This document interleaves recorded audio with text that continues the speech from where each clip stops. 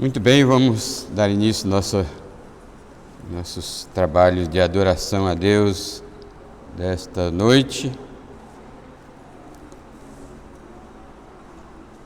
Vamos convidar a todos a abrir as suas Bíblias em Gálatas. Na epístola do apóstolo Paulo aos Gálatas.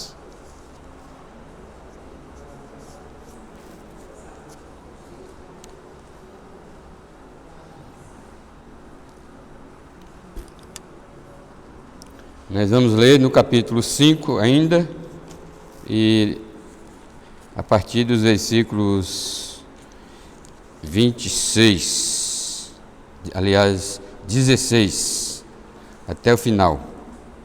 Certo? Com essa passagem, nós terminaremos o capítulo 5, e vamos caminhando para o final da epístola, capítulo 6. Tá certo? Vamos ler? Digo, porém, capítulo 5, 16. Digo, porém, andai no Espírito, e jamais satisfareis a concupiscência da carne, porque a carne milita contra o Espírito, e o Espírito contra a carne, porque são opostos entre si, para que não façais o que porventura seja do vosso querer. Mas se sois guiados pelo Espírito, não estais sobre a lei. Ora, as obras da carne são conhecidas e são prostituição, impureza, lascívia, idolatria, feitiçarias, inimizades, porfias, ciúmes, iras, discórdias, dissensões, facções, invejas, bebedices, glutonarias e coisas semelhantes a estas, a respeito das quais eu vos declaro, como já outrora vos preveni, que não herdarão o reino de Deus os que tais coisas praticam. Mas o fruto do Espírito é amor, alegria, paz, longanimidade, benignidade, bondade, fidelidade, mansidão, domínio próprio. Contra estas coisas não há lei. E os que são de Cristo Jesus crucificaram a carne com as suas paixões e concupiscências. Se vivemos no Espírito, andemos também no Espírito. Não nos deixemos possuir de vanglória, provocando uns aos outros, tendo inveja uns dos outros. Amém? Pois bem, então o tema dessa pregação... essa aqui é a primeira.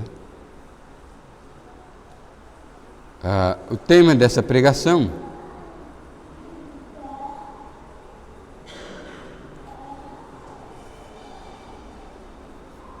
é guiados pelo Espírito Santo ou pela lei, certo? É uma escolha, mais ou menos, como eu vou explicar daqui a pouco, né? Porque quando você foi salvo, uma das marcas que o identifica como uma nova criatura, um crente, é exatamente o ser guiado pelo Espírito Santo, né?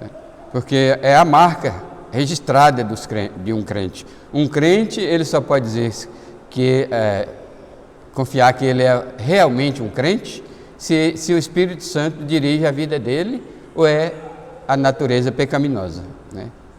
Então, a vontade, o livre-arbítrio, livre-arbítrio não existe. Mas mesmo que você não creia no livre-arbítrio, mas tem a natureza, a sua natureza, que compete com o Espírito Santo. Ele é concorrente. A nossa natureza carnal, ele concorre com o Espírito Santo, querendo tomar o lugar do Espírito Santo e dirigir a vida do crente, certo? Mas aí nós vamos ver que há uma guerra. Aí começa a guerra. Quando o Espírito Santo, quando a carne quer guiar a nossa vida no lugar do Espírito Santo, aí há uma guerra ferrenha, né? Quem vence? Então, então não é uma opção, né? Muito embora o apóstolo Paulo parece indicar que é uma opção, mas não é, tá certo? Pode até ser uma livre agência, mas nunca uma escolha arbitrária, né? Nunca um livre arbítrio. Ultimamente eu estou pronunciando muito essa palavra, né? Essa palavra feia, livre-arbítrio. Então a mensagem para hoje, para o seu coração é: irmão, se você é um filho de Deus, você é guiado pelo Espírito de Deus. Portanto, viva como tal, certo? Se você é crente, você é guiado pelo Espírito de Deus, mas demonstre, viva como, demonstre ser guiado pelo Espírito Santo, tá certo? Essa é a mensagem para você levar, tá certo? Então, o primeiro ponto aqui, para fortalecer essa mensagem, comprovar essa mensagem, que você é guiado pelo Espírito Santo se você é um crente, mas deve provar isso, né? Se você desfruta de uma vitória anunciada e condicional do Espírito Santo sobre a natureza pecaminosa do crente. Então, o ponto de partida para você comprovar que você é guiado pelo Espírito Santo é: desfrute da vitória do Espírito Santo contra a sua natureza pecaminosa. Desfrute, né?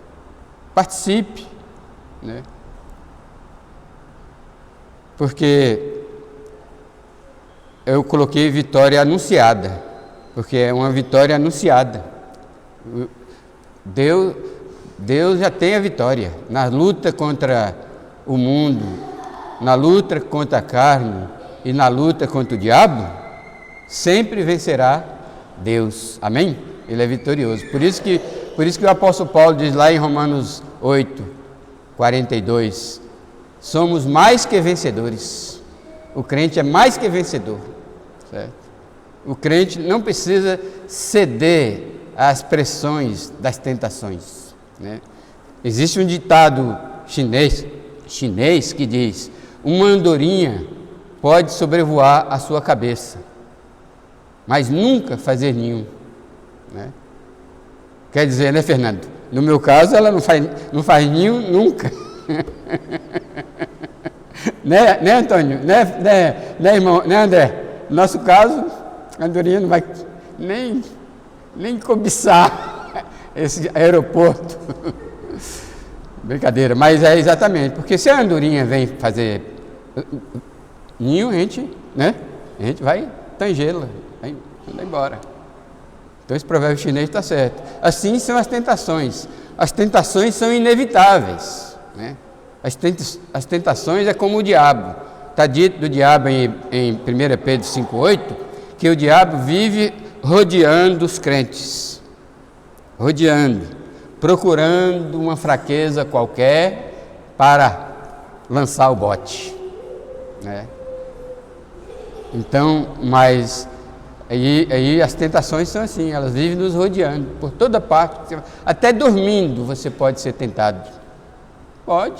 Você pode ser tentado a não crer em Deus, ser tentado a trazer de volta uma mágoa. Até dormindo, depois que você acorda, é claro, você é tentado. Se não, mas aí a tentação é inevitável, mas cabe ao crente dizer não. É assim que Paulo diz em Romanos capítulo 6, né?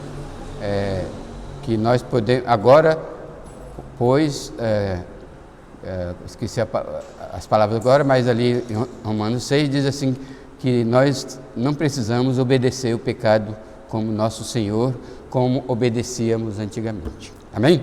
Então, desfrute da vitória anunciada, mas é condicional, porque o texto diz o que aí? Está dando para vocês lerem? Né? Digo, porém, andai no Espírito e jamais satisfareis a concupiscência da carne. Então, o maior inimigo do homem é a carne, é ele próprio. O maior inimigo do homem é ele próprio. O maior inimigo do crente é o próprio crente. Porque quando a gente foi salvo, Deus não tirou de nós a natureza pecaminosa. Deixou aí exatamente para desafio de crescer, né? Crescer na fé. Né? Aí, Eugênio, aí vale a pena não matar o leão, né? Porque uma vez que porque na administração diz que a gente mata um leão todo dia, mas os marqueteiros dizem, não pode matar o leão não, o leão é que nos dá inspiração para viver, para lutar, né? É que nos desafia, né? Então nesse caso aqui, não vale a pena matar o leão não, deixa esse leão aí, mas lute, certo? Porque diz aqui, digo porém, andai no Espírito e jamais satisfareis a concupiscência da carne. Essa palavra concupiscência é simplesmente a palavra desejo, só que ela é usada no Novo Testamento, no grego, para indicar sempre desejos malignos, desejos maus. Então, concupiscência são paixões, né, da carne, certo? E a palavra carne, aqui, nesse caso aqui, não é o corpo biológico, aqui não é biológico, aqui ele é espiritual. Então, a carne é a natureza que tende a fazer as coisas que desagradam a Deus, certo? Então, a palavra carne é a natureza pecaminosa, aquela disposição da gente pecar e desagradar a Deus e ofender ao nosso Deus. Então, o que o apóstolo Paulo exorta aqui? Qual é a exortação? Andai no Espírito. Se você andar no Espírito, jamais satisfareis a concupiscência da carne. Por isso que parece opcional, né? O Espírito lhe guia, inevitavelmente, invariavelmente. Mas, por causa da livre-agência, você pode escolher não confiar no Espírito Santo, mas confiar na carne. E é aí que muitos tropeçam, porque muitos até querem viver uma vida santa diante de Deus e dos homens. Muitos até querem obedecer aos 10 mandamentos. Muitos até querem agradar a Deus. Muitos até querem vencer as tentações ao seu redor. Só que ele faz na força da carne. Aí é biológico, né? Na força que ele tem, né? Uma vez uma senhora da nossa igreja, ela dizia, eu posso ir em qualquer lugar, passar em qualquer lugar, que eu não sou influenciada. O que aconteceu com ela? Foi laçada pelo mundo, né? Foi influenciada pelo mundo e ficou fora da igreja. Eu não sei se quando morreu estava fora da igreja, né? Mas é muito provável. Uma pessoa que se dizia forte. Então, meus irmãos, nós nunca nos devemos dizer de nós mesmos, eu sou forte. Pelo contrário, como o apóstolo Paulo dizia, eu sou fraco, mas o poder de Deus opera na fraqueza. Já leram 2 Coríntios capítulo 10? É nas fraquezas que o poder de Deus opera, porque quando nós vencemos as tentações ou fazemos qualquer coisa na igreja, no reino de Deus, não somos nós que estamos fazendo, é Deus, é Jesus que está fazendo por nós. Por isso que Paulo disse, já não vivo eu, mas Cristo vive em mim. Cristo é que vive em mim. Ele vive em mim, mas não a minha vida. Ele vive a vida dele. Cristo vive a vida dele em mim. E tudo que eu consigo fazer de bem, de bom, é Cristo, porque a glória é para Cristo. Se eu fizer uma boa pregação hoje, para a glória, será para a glória de Deus, porque Cristo foi Jesus que fez essa pregação, não fui eu. Amém? Então, aí, irmãos, andar no Espírito equivale a confiar no Espírito, certo? Existe até uma tríade de versículo que responde à pergunta: como é que eu posso, o que eu faço para ser cheio do Espírito Santo? Um dos segredos é esse: confiar no Espírito, né? Os outros dois é não entristecer o Espírito. O terceiro é não apagar o Espírito, certo? Esse aqui está aqui em Gálatas 5,16, o outro está em Efésios 4,30 e o outro está em 1 Tessalonicenses 5, acho que é 17, alguma coisa assim. Então, andar no Espírito é confiar no Espírito. E o Espírito é digno de confiança, porque Ele é Deus, onipotente, onisciente. O Espírito tem os mesmos atributos do Pai e do Filho. Se Deus é onisciente, o Espírito Santo também é. Deus é onipotente, o Espírito Santo também é, né? Deus é amor, o Espírito Santo também é amor, né? Etc. Então, nós confiamos no Deus que habita em nós. Em nós habita o Espírito Santo onipotente. Já pensou? Por que vocês... agora eu vou apertar vocês, né?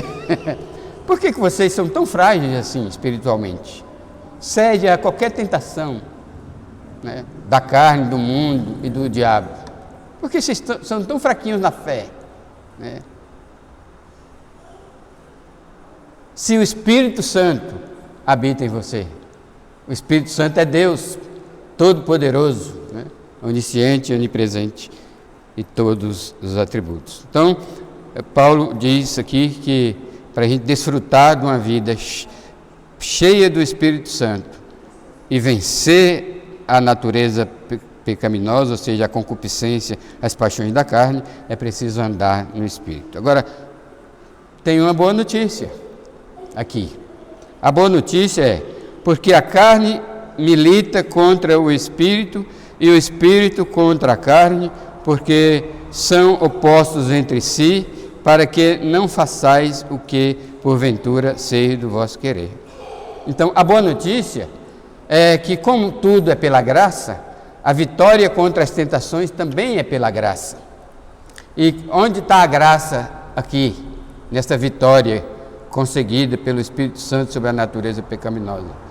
É que quando a carne aflora em nós, os desejos da carne afloram em nós, as nossas paixões insistem em serem executadas em nós, o Espírito Santo entra em guerra contra ele. Olha lá, o Espírito milita, ou seja, luta contra a carne, e a carne luta contra o Espírito. Porque, meus irmãos, a carne, ela é teimosa, ela é obstinada, ela quer vencer, né? A nossa natureza humana quer vencer, de todo jeito. Só que a boa notícia é que o Espírito Santo está lutando, né? Já conhecem a história do cachorro branco e do cachorro preto, né?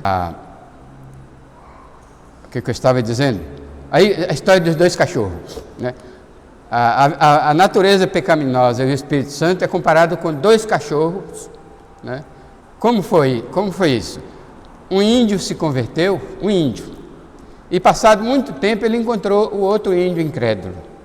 E o outro índio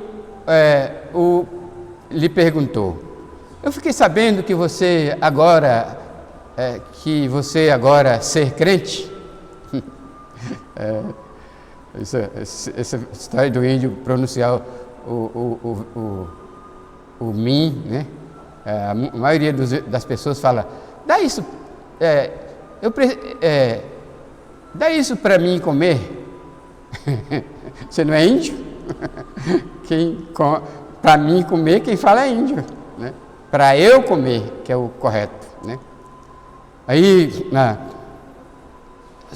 ele fala assim: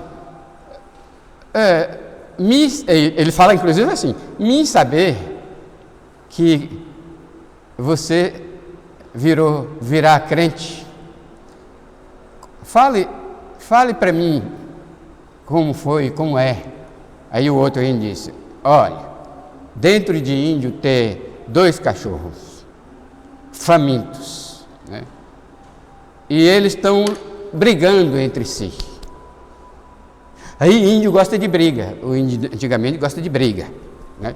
E até para casar, a noiva está lá e 2 índios se disputam para ver quem é que casa com a Índia, né? Aí eles gostam de guerra, de briga, né? Aí o outro índio arregalou o olhão: 2 cachorros brigando? Ele disse: sim, né? Aí ficou curioso e perguntou: qual dos 2 vai vencer, né? Não é assim que ele fala: qual dos 2 ir vencer? Aí o índio crente disse: aquele que eu der mais comida. Entendeu a moral da história? O Espírito Santo está brigando com a minha natureza, certo? Mas eu não leio a Bíblia nunca durante a semana. Em vez de ler a Bíblia, eu vou ler livros estranhos, né? Está certo? Livros marxistas, está na moda. Vou ver, em vez de ver um filme edificante, eu vou ver um filme de violência, por exemplo, né? Não precisa ser pornográfico para ser ruim o filme, não, e pernicioso, não. Tá certo? O filme ensina muita violência. Os Nintendos de controle de jogo, como é que chama esse jogo aqui? O que as crianças gostam? Videogame ensina muita perversidade, muita violência, né? Em vez de ser assíduo à igreja, eu afasto da igreja, certo? Em vez de orar diariamente, eu paro de orar, né? Em vez de procurar servir os irmãos, alguém que está necessitando de alguma coisa, ou orar pelos irmãos, não faço isso. Então o que acontece? Eu estou alimentando um cachorro e deixando de alimentando esses cachorros, e o cachorro vai vencer. Se for a natureza pecaminosa, é que vai vencer, dependendo do que nós alimentamos durante a semana, né? Agora, se você lê a Bíblia, ora, procura demonstrar amor pelos irmãos, procura ser temente a Deus, meditar nas coisas de Deus, e etc e tal, então você estará alimentando o outro cachorro. Então, qual dos cachorros briguentos vão vencer? Aquele que você dá comida. Quem vai vencer? A sua vida cristã, vida espiritual, ou a vida carnal, né?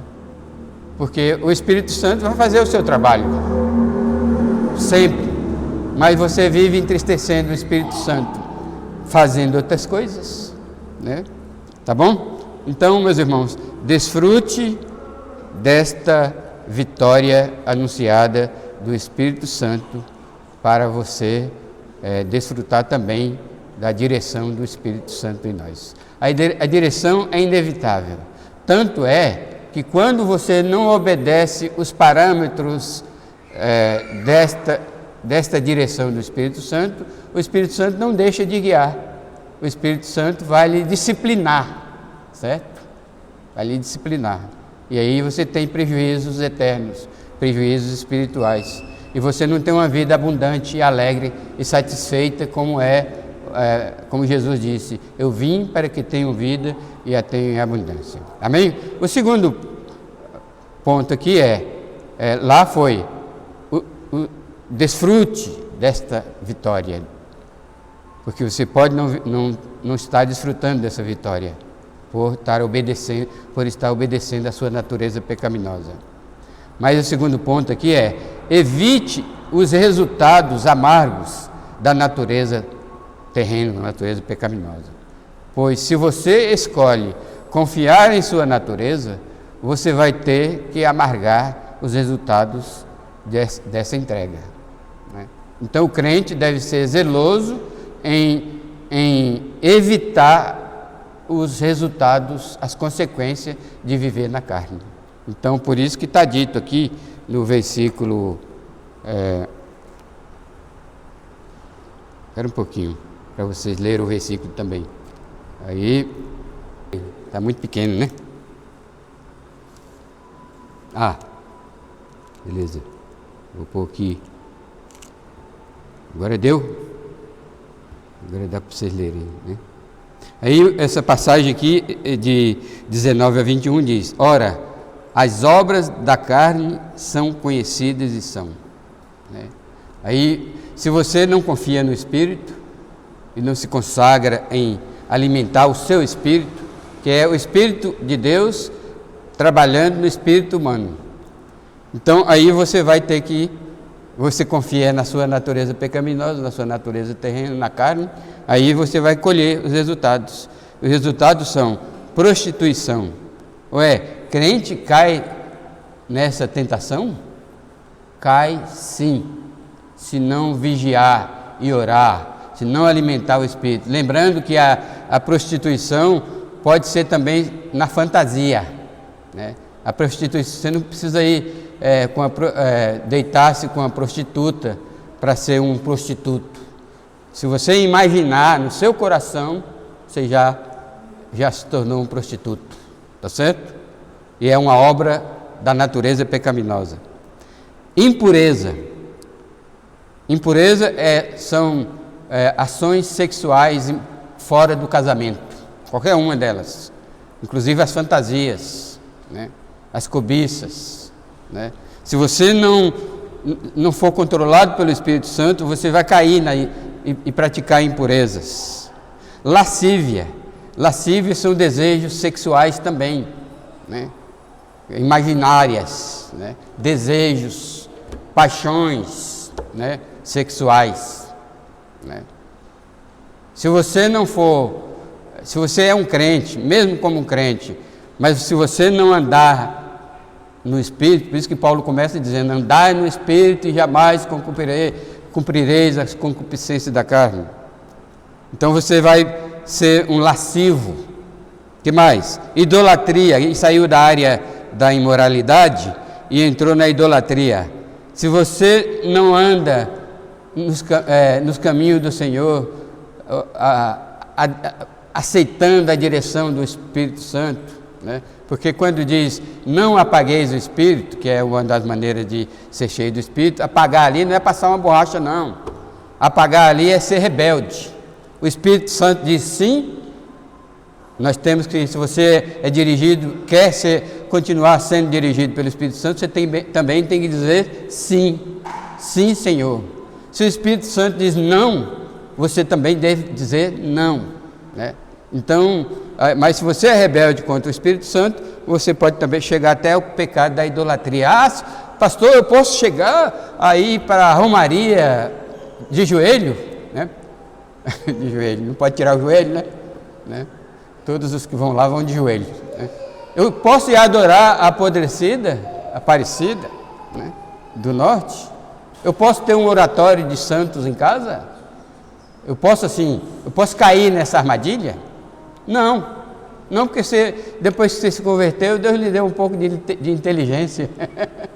Você sabe que aqueles materiais, aqueles ídolos feitos de material, não funciona.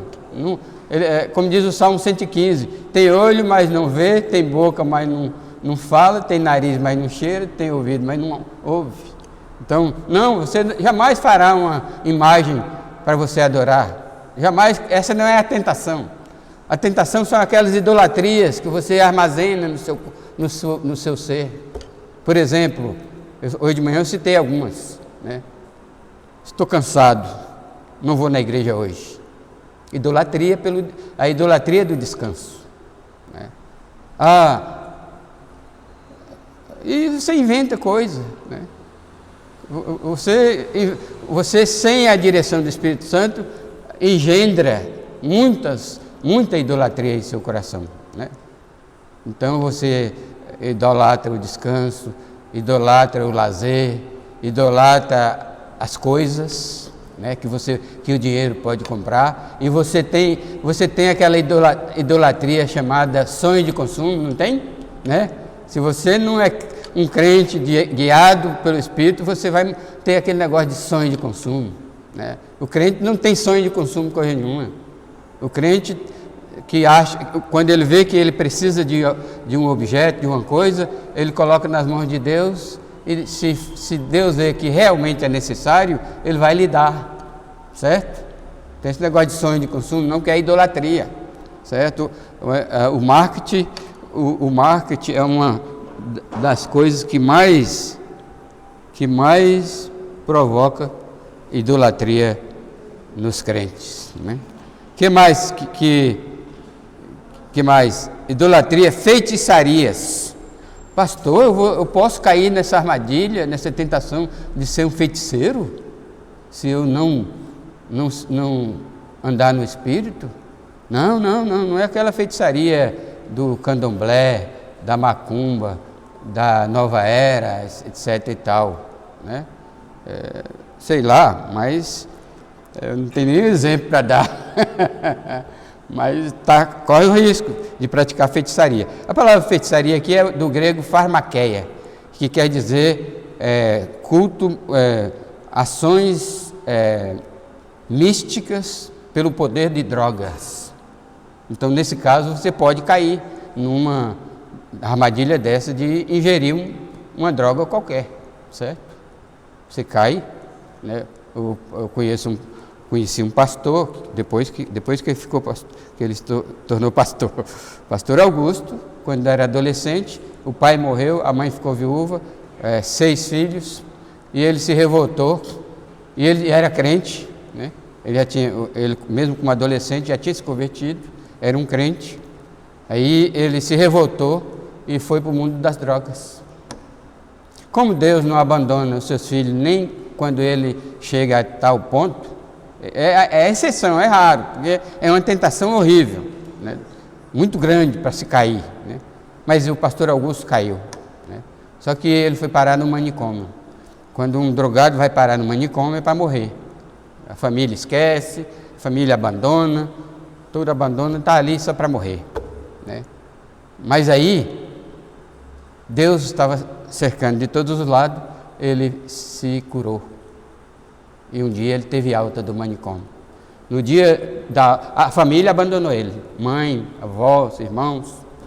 No dia da alta, ele pegou um táxi. Ele não tinha dinheiro, pegou um táxi para a mãe dele pagar quando ele chegasse lá, né? Quando ele entrou no táxi, ele começou a conversar com o taxista, era o tio dele, o primo dele. Porque o taxista perguntou: onde você mora? Aí ele falou o endereço, ele disse: é a casa da minha tia. Entendeu? Até isso Deus guiou ele, né? Não precisou pagar o táxi. E depois ele se recuperou, foi para o seminário, estudou e morreu com 81, com um currículo de mais de 40 anos de ministério pastoral. Pastor Augusto morreu de Covid, com 81 anos. Certo? Idolatria, feitiçaria, inimizades. Sabe, na igreja, quando tem aqueles irmãozinhos que ficam cutucando o outro, com encrenca, brigando, que está discordando de tudo, né? As brigas na igreja é formada pelas obras, fruto das obras da carne, né? Então, mas quando a igreja os crentes da igreja são guiados pelo Espírito, não há contenda na igreja. Amém? Aí, o que mais? Inimizade, porfias. Porfia é briga também, né? Disputa para ver quem ganha. Nas igrejas há muito isso, né? No meio da família existe isso, disputa para ver quem é melhor, né? Tá certo? Quem tem o melhor carro, melhor casa, quem é mais bonito, etc, né? Sim, na família. Aí, mais o que? Ciúmes, não precisa explicar, iras, discórdias, dissensões, facções, tudo isso são politicagem dentro da igreja, dentro do coração da pessoa que fomenta essas coisas. O que mais? Invejas, né? Se a pessoa não é guiada pelo Espírito Santo, ela não está satisfeita com o que tem, e a Bíblia fala como é que fala? Satisfaça com o que tem, né? Seja satisfeito com o que tem, diz a Bíblia em Hebreus, capítulo 13, né? Aí fica invejando, né, as coisas dos irmãos e da família, né? E até, pasmem, até da televisão, né? Até inveja os ricos, como Asaf fez no Salmo 73. O que mais? Bebedices. Então, você, uma hora, se você não é guiado pelo Espírito Santo, você pode querer experimentar bebida alcoólica. Ah, vou ver que gostinho tem cerveja. Pronto, bebeu o primeiro gole, aí você, difícil. Se você beber o primeiro gole de qualquer droga, seja ela droga lícita ou ilícita, não brinque, você pode se viciar, né? Há igrejas por aí que autoriza a bebida social.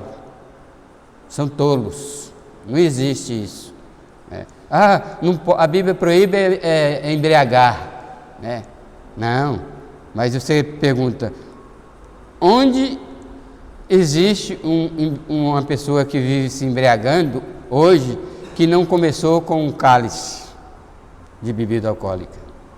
Isso porque, meus irmãos, o nosso corpo tem predisposição para o álcool ou não. Então, vai que você tem predisposição para o álcool. Quem tem predisposição para o álcool, bebeu um cálice, pronto, já vicia, né?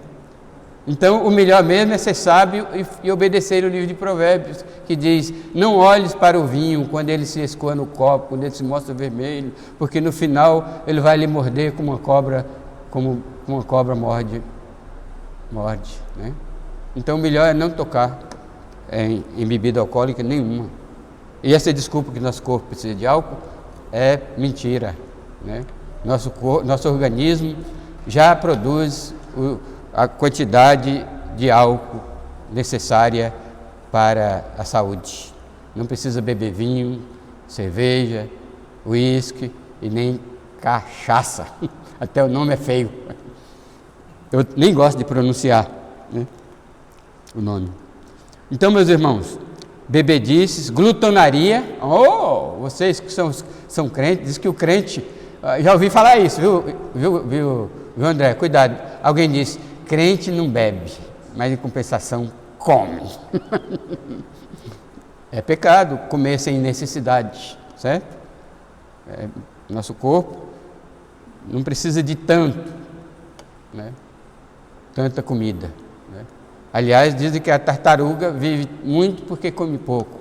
E as pessoas os velhinhos de 90 e tantos anos por aí, é porque habituou-se a comer pouco, certo? Até comer pouco faz bem para a saúde. Ok? O que mais? Glutonarias.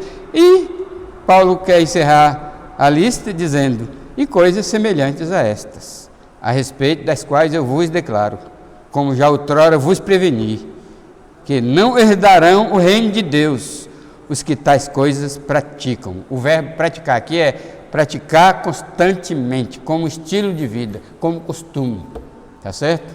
Mas em 1 João diz que quem é nascido de Deus não vive na prática de pecado. Então, pecado não é um costume para o crente, é uma queda, certo? Assim como eu caí de lá de cima, é o pecado. Quem cai dali de cima, nunca mais quer cair. Quem cai num pecado, um crente que cai num pecado, ele nunca mais quer cair. É amargo, é duro. Por isso que eu disse, evite os resultados amargos da natureza pecaminosa. Pois se você escolhe confiar em sua natureza pecaminosa, em sua natureza humana, terrena, você vai ter que amargar os resultados dessa entrega. Fazendo esses pecados, não é do reino de Deus. Mas o que Paulo está dizendo aqui é que o crente, que as obras da carne são essas. E se o crente não confiar no Espírito e andar no Espírito e procurar ser cheio do Espírito constantemente, ele vai cair nesses pecados aí, tá bom? Terceiro lugar, deixa eu correr um pouquinho mais. Irmão, desfrute desfrute e evite, agora busque essa bem-aventurança. Por quê? Porque se você confiar no Espírito Santo, você certamente desfrutará de sua bem-aventurança. Aí o apóstolo Paulo diz assim, né?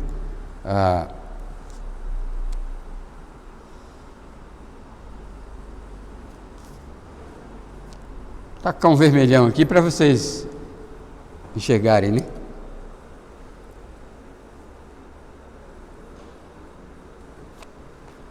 Certo? Então, por isso o apóstolo Paulo diz aqui, ó, no versículo 22, né? Mas o fruto do Espírito é amor, alegria. Vamos falar de cor? Porque isso aqui já está batido, né? Você sabe de cor? Vamos lá? O fruto do Espírito é amor. Vamos lá. Amor, alegria, paz, longanimidade, benignidade, bondade, mansidão, domínio próprio. Deu 10? Deu 9? Amor, alegria, paz, bondade, benignidade, fidelidade, benignidade, mansidão, domínio próprio. Tem que ser 9, né? Então, aí, lembrando que a palavra fruto está no singular. Se você é crente, o Espírito Santo vai produzir o fruto dele em você. Nesse fruto tem as 9 partes, que é o amor, a alegria, a paz, a longanimidade, a benignidade, a bondade, a fidelidade, a mansidão e o domínio próprio. Certo? Aí você vai viver dentro das bem-aventuranças, da felicidade cristã, da vida abundante, porque o Espírito Santo está lhe guiando e produzindo em você o seu fruto em vez da carne, porque vejam aí a concorrência, a carne produz suas obras, certo? Mas o Espírito produz seu fruto. Então há um conflito entre as obras da carne e o fruto do Espírito. Obras, fruto, certo? Então o Espírito, porque aí quem é crente e vive guiado pelo Espírito Santo, produz o fruto do Espírito e não as obras da carne, certo? Aí você é feliz, porque esses pecados que Paulo alistou só causa sofrimento, né? Só causa sofrimento e infelicidade, são desastres na vida. Por que o mundo é conturbado diariamente? Porque eles vivem praticando esses pecados. Esses pecados são obras da carne. Como os incrédulos são guiados pela carne, então a carne produz essas obras neles. Mas como o crente é guiado pelo Espírito, e uma vez que ele não entristece o Espírito, que ele confia no Espírito, que ele não é rebelde contra o Espírito, então o Espírito Santo produz esse fruto.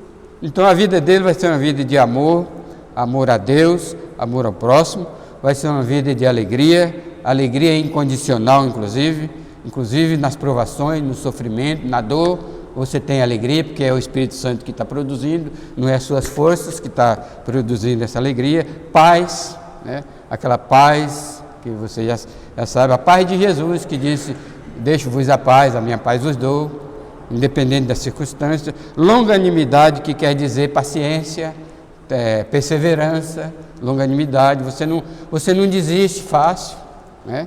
Você tem ânimo para fazer a vontade de Deus, você não desiste fácil.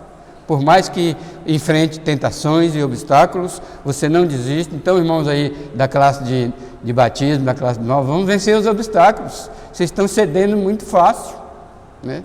Eu não lhe condeno, porque sei que a luta é grande, mas que eu aceito, não, né? Ah, pastor, não vim, né, Emily? Não vou poder ir, não. Cedeu a pressão, não cede, não substitua nada pelo reino de Deus. A Bíblia diz: buscar em primeiro lugar o reino de Deus e as demais coisas os serão acrescentadas. A maioria dos crentes fala: eu vou ler a Bíblia só na hora de dormir. Não ceda, não ceda a essa pressão. Acha um horário aí no meio do dia, e principalmente, melhor ainda, no começo do dia, para você ler a Bíblia, né? A Bíblia diz: buscai o reino de Deus, né? Então, longanimidade, tenha ânimo para as coisas de Deus. Em breve, tudo que é aqui na terra vai acabar. Emprego, você que é muito afeito a emprego, né? Cuidado, isso vai acabar. No final vai ficar o reino de Deus. Aí você não recebe os galardões, não glorificou a Deus aqui, agora, não glorificar a Deus lá no céu. Certo? Sabia que quem não glorificar a Deus aqui, não vai glorificar lá no céu? Longanimidade, benignidade, bondade. Benignidade não é mesmo que bondade? Diz os estudiosos da língua grega que benignidade é o sentimento de bondade, e que bondade é a prática da bondade. Então você sente compaixão de um irmão que está precisando de remédio, e você sabe que ele não tem dinheiro para comprar, e o SUS não dá, né? E você sente aquela compaixão e leva uma oferta em dinheiro para ela, para ajudá-la a comprar aquele remédio. Viu? Você sentiu benignidade, você praticou bondade. Fidelidade, né? Aqui é a palavra pisteu, no grego, que quer dizer, muitas vezes é traduzido também por fé, né? Que a palavra fé é quase sinônimo de fiel, né? Uma pessoa que tem fé é ao mesmo tempo fiel, tá certo? Fidelidade, ou seja, ele tem compromisso com o reino de Deus, ele tem compromisso de amar o seu irmão, ele tem compromisso de evangelizar os perdidos, de orar pelos seus parentes, amigos que ainda não são crentes. Ele é fiel, ele tem compromisso com a mordomia de Deus. Mordomia você já sabe o que é, né? Não vai dar tempo de explicar aqui. Você tem compromisso com a parte que Deus lhe deu para você administrar. Você pretende prestar conta, e quando você prestar conta, você vai poder dizer: aqui, Senhor, o que o Senhor me deu, o talento que o Senhor me deu, e aqui eu ganhei mais 5. Você me deu 5, eu rendeu na minha mão mais 5, né? Aí o Senhor, aí tem aquele que é infiel, chega para o Senhor e diz: o Senhor só me deu 1. Então eu tenho medo do Senhor, porque o Senhor é severo. Eu fui e enterrei aquele 1. Está aqui o teu talento intacto. Aí o que Jesus disse para esse? Infiel. Chamou infiel. Infiel, porque você não deu o meu dinheiro aos banqueiros para render pelo menos o dobro? Para quando eu vier, você me entregar o dobro? Né? Aí, o que Jesus disse para aquele infiel? Afastai de mim, né? E haverá choro e ranger de dente. E ao que recebeu 2 e o que recebeu 5 foi fiel. Então é fiel, meus irmãos, aqui é ser fiel no pouco, né? Jesus disse que quem é fiel no pouco também é fiel no muito. Quem é infiel no muito é infiel também no pouco, né? Vamos para frente. Mansidão. Mansidão é o caráter de não revidar aos ataques. Alguém lhe atacou? Não precisa revidar, né? Dizem que a melhor defesa não é para os incrédulos, a maior defesa é o ataque. Não, em Cristo a maior defesa é o recuo, né? Aristóteles, no seu livro Ética a Nicômaco, ele diz que é melhor o covarde do que o corajoso. O medroso, o covarde não, é melhor o medroso do que o corajoso, porque o corajoso vê o perigo e se lança afoito para cima e sofre prejuízo. O medroso, perna, para que te quero? Aí não sofre nada, né? Então, em Cristo, é melhor, você não precisa se defender de ataques, de palavras, de ações, né? Em Cristo funciona aquele versículo de Salmo 46:10, aquietai-vos e sabei que eu sou Deus. Ou de Romanos 12, não vos vingueis a vós mesmos, amados, mas dai lugar à ira, porque a mim me pertence a vingança. Se teu inimigo tiver fome, dá-lhe de comer; se teu inimigo tiver sede, dá-lhe de beber, e amontoarás assim brasa viva sobre a cabeça. Mansidão. Domínio próprio é o autocontrole, né? Autocontrole, vírgula. O Espírito Santo está lhe controlando, então você tem controle. você não é guiado pelas suas paixões, pelas suas emoções, você não é afoito, você não é impetuoso. Por exemplo, na área de compra, quem aqui tem impulso para compra? Ergue a mão. Brincadeira. Então, tem pessoas que compram por impulso, né? Uma vez uma senhora entrou na época do R$1, que tudo era R$1, uma senhora entrou no real e gastou R$600. Saiu com aquela cesta entupida, 2, 3 cestas, né? Como por impulso. Um dia eu fui num real e tinha uma ferramenta, né? Eu peguei nessa ferramenta, namorei essa ferramenta, olhei, comparei, aí cheguei à conclusão, eu não preciso. Joguei lá de novo e ia embora. Então, não se pode comprar por impulso, né? Tem que ter autocontrole. Aquelas pessoas que falam de tudo, acham que pode falar tudo que vem à cabeça, não tem autocontrole, não é guiado pelo Espírito Santo, fala tudo. Não, tenha o controle da sua língua, da sua boca, né? Se você é espiritual, se você está cheio do Espírito. O que mais? Acabou. Aí Paulo diz, contra estas coisas não há lei. Não há lei contra essas virtudes que o Espírito Santo produz em nós. Não há lei, não há obstáculo, certo? Você será feliz. Por isso o título aqui, busque essa bem-aventurança, irmão. Porque se você confiar no Espírito Santo, você certamente desfrutará de suas bem-aventuranças. E por último, escolha uma vida abundante. Você sabe que muitos crentes não querem a vida abundante, vivem uma vida miserável, certo? Uma vida de murmuração, de queixa e, consequentemente, de dor. A sua vida cristã não vale a pena. E muitas vezes se questionam, eu sou crente, mas nada acontece de bom comigo. Deus não me abençoa, Deus, eu sofro, vivo aqui nesse mundo sem sentido, né? A vida não tem sentido para mim, mas vai na igreja todo domingo, certo?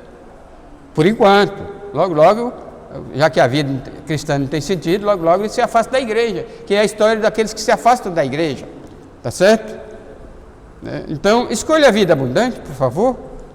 Porque há uma condição imposta pela qual você será identificado como um verdadeiro crente ou como um incrédulo inveterado, certo? Então, se eu fosse você, fazendo uso dessa dádiva de Deus chamada livre agência, você escolheria, para a glória de Deus, a vida abundante. Então, o apóstolo Paulo explica aqui, se vivemos no Espírito. O que quer dizer viver no Espírito?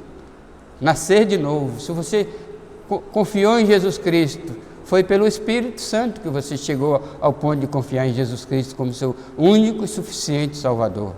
Aí você é salvo. Tem muita gente que diz que é salvo, mas não é abençoado, não tem uma vida alegre, feliz. Na hora que vem as provações, só queixa, só murmuração, só praguejamento, só insatisfação, né? Mas o apóstolo Paulo disse, se você se converteu pelo Espírito, por que você não viver também pelo Espírito? É isso que significa esse versículo. Se vivemos no Espírito, andemos também no Espírito. Se você é crente hoje, é porque você recebeu a nova vida. Amém? Pelo novo nascimento, seu Espírito ressuscitou e você passou a ter nova vida. Você se tornou uma nova criatura. Amém? Então, se você é uma nova criatura, e isso foi obra do Espírito Santo, por que não se deixar guiar também pelo Espírito Santo? Por que viver pecando? Por que não vencer as obras da carne? Por que não desfrutar do fruto do Espírito? Certo? Se vivemos no Espírito, andemos também no Espírito. Por quê? Porque a consequência, aqui no versículo 25 e 26, né? Diz aqui, esse óculos de vez em quando me trai aqui, Se vivemos no Espírito, andemos também no Espírito. não nos deixemos possuir de vanglória, porque a vida fora do Espírito é uma vida de arrogante. Você consegue fazer algumas coisas na igreja, você consegue fazer algumas coisas religiosas, você consegue fazer algumas benfeitorias para alguns, aí você se torna vanglorioso, vanglória, ou glória vã, porque você acha que foi você que fez, e aí você não dá a glória a Deus, dá a glória a si mesmo. É vã, porque você não tem lucro nenhum, lucro espiritual nenhum. Não nos deixamos possuir de vanglória, provocando uns aos outros. E sabia que eu já vi igrejas que, principalmente as mulheres, se vestem impecavelmente para provocar inveja. Sabia que no mundo das modas, o propósito de se vestir bem é provocar inveja? Elogios e inveja. Principalmente porque muitos que elogiam é porque está com inveja. Né? Que é o chamado elogio barato. Como é que chama o elogio barato mesmo? Eu esqueci o nome. Elogio barato esqueci mesmo. Me ajuda aí. Bajulação. Né? Então, elogio barato é bajulação. Então, se veste bem para angariar pessoas, bajuladores ao redor. Né? Tá certo? E se compra tudo também para isso. Né? A maioria das aquisições é para provocar inveja. Provocando inveja uns dos outros e tendo inveja uns dos outros. Porque a recíproca também é verdadeira. Você provoca inveja e você recebe inveja. Essa é a vida sem Cristo, sem a presença de Deus, sem a direção do Espírito Santo. Amém? Amém não. É triste dizer isso, né? Então, irmãos, escolha a vida abundante, porque há uma condição imposta pela qual você se identifica, ou como um verdadeiro crente, ou como incrédulo. Se você é uma pessoa que é guiada pela natureza pecaminosa, pela carne, né, você é uma pessoa incrédula. Se você é guiado pelo Espírito Santo, você é crente. Amém? Aí, encerrando aqui, irmãos, eu vou usar um versículo que está no meio que eu pulei. É o versículo 18. O versículo 18 diz assim: mas se sois guiados pelo Espírito, não estáis sob a lei, debaixo da lei. Ou seja, você não será jamais escravo de nada nem de ninguém. Principalmente da sua natureza pecaminosa. Quando as suas paixões disserem vai, você diz não vou. Você não manda em mim mais. É isso que Romanos diz, Romanos 6. Né? Você não é escravo de ninguém mais, porque você você é guiado pelo Espírito. Você não está debaixo da condenação da lei de Moisés, né? Porque você não faz o sacrifício, porque você não se circuncidou, etc. e tal. Tá bom? A lei de Moisés, a lei cerimonial e a judicial, né? Porque a lei moral nós estamos compromissados com ela, mas não pela carne, não na força humana, mas sempre na direção e no poder do Espírito Santo. É o Espírito Santo quem nos ajuda a não matar, não matarás. Quem nos ajuda a não furtar, não furtarás. Quem nos ajuda a não adulterar, não adulterarás. Quem nos ajuda a não cobiçar, não cobiçarás. Quem nos ajuda a não mentir, não dirás falso testemunho contra o teu próximo. Quem nos ajuda a não ter outros deuses diante do nosso Deus. Quem nos ajuda a nunca fazer imagem de escultura. Que nos ajuda a consagrar um dia para Deus, que é depois de Cristo, é o domingo. Que nos ajuda a honrar o nosso pai e a nossa mãe. Amém? E por aí vai. Ó Deus, obrigado porque nós somos guiados pelo Espírito Santo. Quer queira, quer não. Mas quando insistimos em abafar as ações do Espírito Santo, dando lugar às ações da carne, aí nós sofremos as consequências, até mesmo por disciplina divina, porque quem não obedece a Deus, o crente que não obedece a Deus, vai sofrer a mão poderosa de Deus sobre ele. Mas o Senhor é misericordioso e bom, e mesmo quando nós transgredimos a direção e burlamos a direção do Espírito Santo, escolhendo a natureza pecaminosa, o Senhor tem compaixão de nós e nos traz de volta à vida guiada pelo Espírito Santo. Eu sinto dó, meu Deus, dos que não são crentes ainda, porque são guiados pela carne. Mas eu oro e espero que os nossos conhecidos que não são crentes, nossos parentes que ainda não são crentes, possam um dia ser alcançados pela salvação graciosa de nosso Deus, pela fé em Jesus Cristo. Em nome dele que oramos e agradecemos. Amém.